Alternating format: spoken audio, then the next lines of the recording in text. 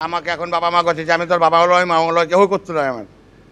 আমার ছেলেটা বিয়ে করে নিয়ে এসছে কোনখান থেকে তাও বলতে পারবো না। বলছে বোম্বাই থেকে, বোম্বাই কাজ করতে তো নিয়ে এসেছিলো।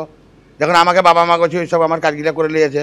মেয়েটা বলছে আমার বাবা, আর ওই আমার স্ত্রীকে বলছে আমার মা আয়া বলে আছে, কিন্তু আমার তো মেয়ে নয়, আমার চারটা মেয়ে, একটাই ছেলে। সম্পর্কে আমার হচ্ছে ওই ভাইয়ের বেটার বউ। আমার আধার কার্ডে আমার বাপের নাম, আমার নাম কইছিলিছে যে আমার বাবা বলে। হ্যাঁ, আধার কার্ড, ভোটার কার্ড। মেয়েটার বাড়ি, আসল বাড়ি আমার কোথায় বাড়ি তা সঠিক বলতে পারবো না। বলতো বাংলাদেশ বলতো, কিন্তু সঠিক বাড়ি কোথায় তা বলতো না। বম্বে কাজ করতো ওই ছেলেটা, বম্বে কাজ করতে তো নিয়ে এসেছিলো। এখন এইসব কার্ডে জানছি যে আমার কেউ করে আছে, আর আগে তো আমি জানি না। আর আগে কীভাবে যে আধার কার্ড নিলে, কীভাবে ভোটার কার্ড নিলে এটাও জানছি না। ভিডিওকে জানিয়ে এসেছি। আমি চাইছি যে আমার নাম যাতে না থাকে, আমার নাম যাতে কেটে যায়। আমি সব কাজে আমি আমার ছেলে লয়, আমার মেয়ে লয়, আমার কেউ লয়, তা আমি নাম কিসকে করবো। আসল বাড়ি আমার জন্মস্থান বাংলাদেশ। ছোটোবেলায় আমি এদেশে চলে আসছি। আসার পরে আমার এই স্বামীর সঙ্গে বিয়ে হয়েছে। আমার বাংলাদেশে একটা বিয়ে হয়েছিল। আমার ওই ছেলেটা আমার প্রথম পক্ষের, আমার মিথ্যে কথা বলবো না, যা বলবো সত্য বলবো। আমার ফাঁসি হলেও আমি তাতে রাজি। হ্যাঁ, ভোটার কার্ড আছে, আধার কার্ড আছে, প্যান কার্ড আছে। হ্যাঁ, 8 জন ছেলের নাম দিয়েছি, উনি দিয়েছিল, পয়সা লিয়াছে তার বদলা 2 লাখ টাকা লিয়াছিল। আমার বাবার মা দেয়নি। তখন এখানে বলছে এখানে মৃত। তা বলছে যে কোনো একজনের দিলে হবে। দিয়ে আমি ওদেরকে বললাম যে মেয়ে তোর বাপ আপনারকে বাপ বানালে কি হবে। তা বলছে হ্যাঁ তুমি আমাকে বাপ বানাও, কোনো ব্যাপার নেই, বিটি তো। তখন আমাকে বিটি গোছাছিল। আর এখন আমি দুশ্মন হয়েছি। হ্যাঁ, ভোট দিয়েছি 4 বার। না, লক্ষ্মী ভান্ডার হয়নি, আমরা তখন মুম্বাইয়ে ছিলাম। কোথাও প্রতিবেশীকে বাবা সাজানোর অভিযোগ, আবার কোথাও কাকা শ্বশুরকে বাংলাদেশি ভোটার কার্ড তৈরির অভিযোগ উঠছে বীরভূমের পাইকরে, এবং এই অভিযোগ এক বাংলাদেশি মহিলার বিরুদ্ধে। জানিয়ে নির্বাচন কমিশনে লিখিত অভিযোগ দায়ের করেছেন কাকা শ্বশুর। ঠিক কি হয়েছে জানবো। এই মুহূর্তে ভাস্কর মুখোপাধ্যায় আমাদের সঙ্গে টেলিফোনে রয়েছেন। ভাস্কর, ঠিক কি অভিযোগ এই বাংলাদেশি মহিলার বিরুদ্ধে? দেখো, বীরভূমের পাইকর থানার তালুয়াডাঙ্গা এই গ্রামে ভোট কেন্দ্রে জালিয়াতির অভিযোগ উঠেছে, এবং অভিযোগ উঠেছে বাংলাদেশি নাগরিক সীমা খাতুনের বিরুদ্ধে। এই সীমা খাতুনকে নূরে আলম প্রায় 7 বছর আগে বিয়ে করে, এবং সীমা বাংলাদেশ থেকে পালিয়েছে মুম্বাইয়ে থাকছিল।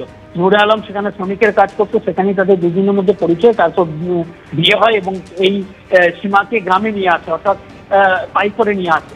এবং যেটা অভিযোগ উঠেছে যে এই সীমার যখন ভোটার কার্ড তৈরি করা হয়, তখন এই নূরে আলমের যে কাকা, অর্থাৎ সীমার যে কাকা শ্বশুর এবং শাশুড়ি, তাদেরকে মা এবং বাবার পরিচয় দিয়ে ভুয়ো নথি দিয়ে ভোটার কার্ড তৈরি করে।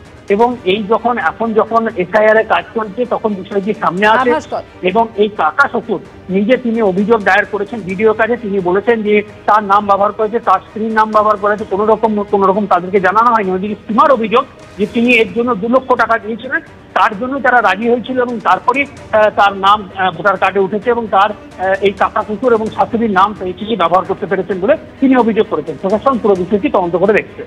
ধন্যবাদ ভাস্কর।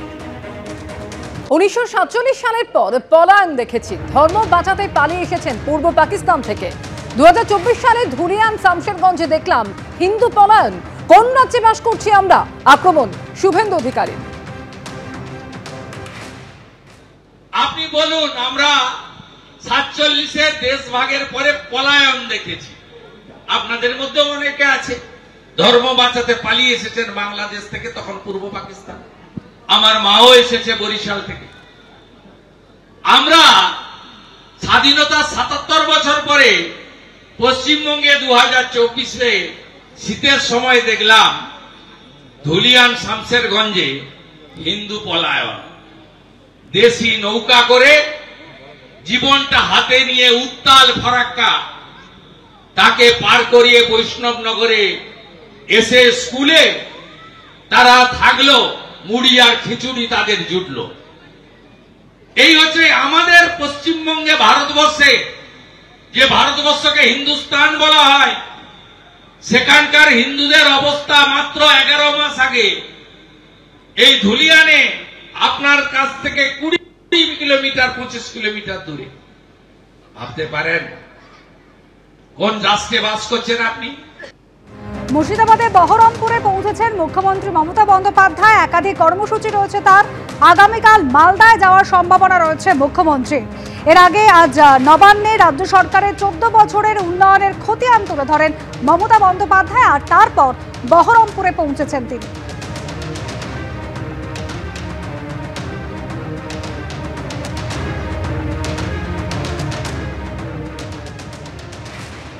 এসআইআর এর কারণে অনেক মানুষের মৃত্যু হয়েছে, বিএলওদেরও মৃত্যু হয়েছে। দুজন মৃত বিএলওর পরিবারকে ইতিমধ্যেই 2 লক্ষ টাকা করে দেওয়া হয়েছে ঘোষণা করেছেন মুখ্যমন্ত্রী মমতা বন্দ্যোপাধ্যায়। অসুস্থ বিএলওদের 1 লক্ষ টাকা করে আর্থিক সাহায্য করা হয়েছে। এসআইআর এর কারণে মৃত 39 জনের পরিবারকে 2 লক্ষ টাকা করে আর্থিক সাহায্য। এসআইআর এর কারণে অসুস্থদের 1 লক্ষ টাকা করে আর্থিক সাহায্য ঘোষণা মুখ্যমন্ত্রীর।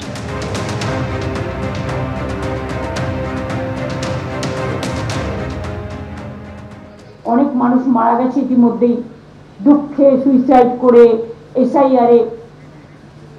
তাদের জন্য আমরা পুরো সমবেদনা জানাই। আমার বিএলওরাও মারা গেছে, বিএলওদের প্রত্যেকটা পরিবার যারা মারা গেছে 2 লক্ষ টাকা করে অলরেডি 2টো পরিবারে দেওয়া হচ্ছে, একটা বাকি আছে, যদি কেউ নিতে চায় দিয়ে দেবো।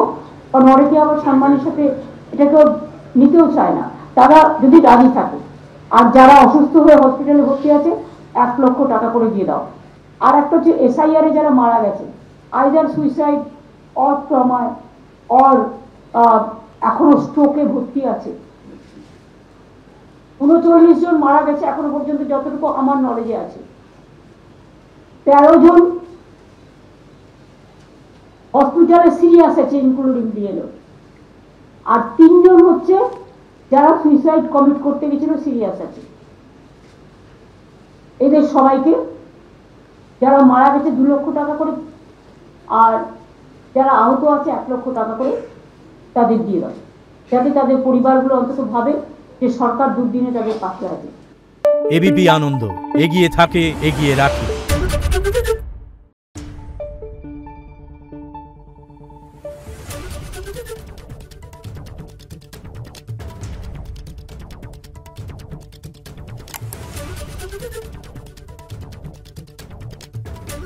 Thank you.